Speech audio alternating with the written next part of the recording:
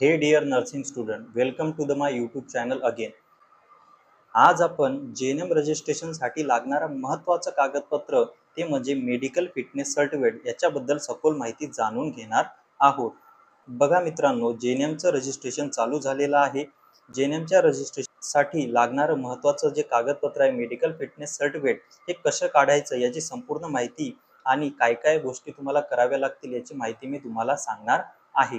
बघा, medical fitness certificate काढण्यासाठी तुम्हाला तालुका लेवल किंवा जिल्हा लेवलवरती म्हणजे जे पण तुमचे तालुका येत असेल किंवा जिल्हा येत असेल तिथं जावे.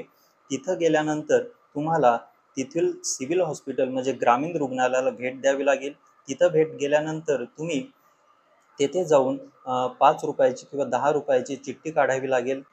त्यामध्ये तुमचे नाव आणि पर्पज म्हणून तुम्हाला मेडिकल फिटनेस सर्टिफिकेट काढायचं हे सांगावं लागेल. त्यानंतर तुम्हाला तेथील जे नर्सिंग ब्रदर किंवा नर्सिंग सिस्टर असेल ते तुमचं वय, वजन, उंची किंवा पर्सनल हिस्ट्री जाणून घेतील आणि डॉक्टरच्या प्रिस्क्रिप्शननुसार सगळी माहिती योग्य असली किंवा डॉक्टरने चेक केल्यानुसार तुम्ही पात्र असाल तर तुम्हाला लवकरात लवकर मेडिकल फिटनेस सर्टिफिकेट देण्यात येईल. साधारणतः या प्रोसेसला 1 किंवा 2 दिवस जातो आणि तुमच्या ओळखी जर असतील तर साधारणतः अर्ध्या तासात सुद्धा तुम्हाला मेडिकल फिटनेस सर्टिफिकेट मिळेल. बघा, यामध्ये काय खात्री आणि काय काळजी घ्यावी हे तुम्हाला सांगतो. बघा, प्रस्तुत जो फॉर्मॅट आहे त्या फॉर्मॅटमध्ये एकंदरीत काय असते तर विद्यार्थी किंवा एखादा व्यक्ती फिटनेस सर्टिफिकेट काढत असताना त्याला कोणतं अपंगत्व नाही का, तो कोणत्या मानसिक आजारातून जात नाही का, त्याचं वजन, उंची किंवा शारीरिक स्थिती चांगली नाही का, किंवा त्याला एकंदरीत कोणते रोग झालेले आहे का, मेजर मायनर डिसऑर्डर आहे का. अपंगत्व म्हणजे काय की अंधत्व किंवा बहिरेपणा, सायकोसिस, न्यूरोसिस, मेंटल रिटार्डेशन सारख्या सायकेट्रिक प्रॉब्लेम आहे का, किंवा एकंदरीत त्याचा जो पोश्चर वगैरे आहे, जसं साधारणतः माणूस सरळ उभा असतो पण काही लोकांचे मणक्याच्या प्रॉब्लेम्समुळे त्यांचे पोश्चर बदलतात. ठीक आहे, त्याला कायपोसिस, लोडोसिस वगैरे म्हणतात.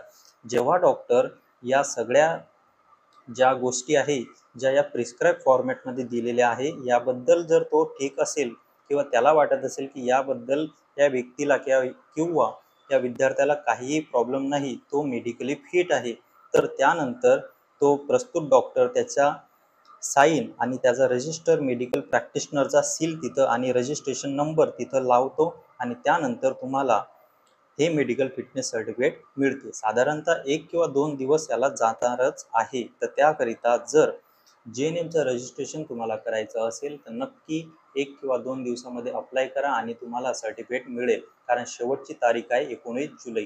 हा व्हिडिओ आवडला असेल तर नक्की चॅनलला सबस्क्राईब करा, लाईक करा आणि शेअर करा. धन्यवाद.